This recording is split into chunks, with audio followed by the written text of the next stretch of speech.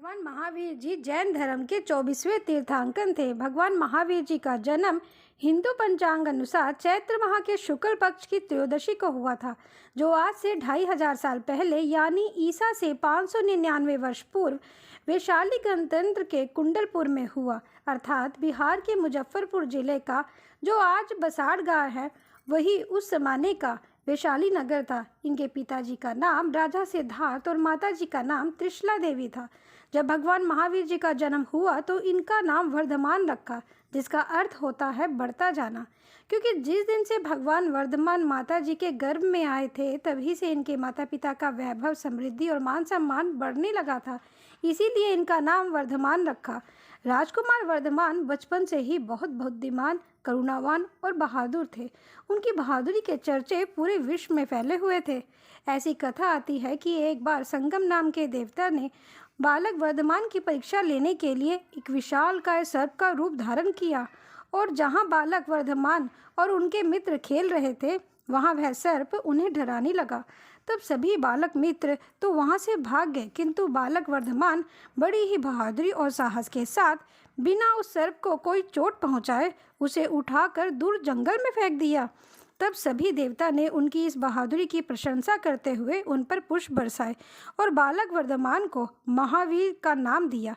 तभी से उन्हें महावीर के नाम से पुकारने लगे। इनके कई और भी नाम हैं, जैसे वीर, अतिवीर और सन्मति आदि।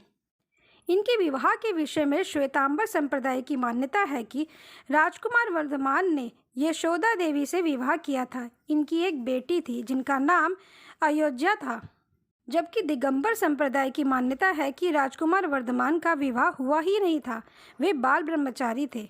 भगवान महावीर जी 30 वर्ष की युवा अवस्था में ही अपना राजपाट और सुख समृद्धि त्याग कर घने जंगल में चले गए थे। 12 वर्ष की कठोर तपस्या के बाद आध्यात्मिक ज्ञान प्राप्त किया।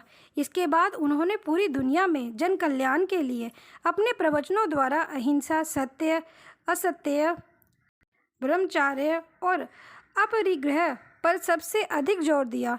अंत में भगवान जी 72 वर्ष की आयु में पावापुरी में अपना आखिरी प्रवचन दिया, जो कि 48 घंटे तक चला।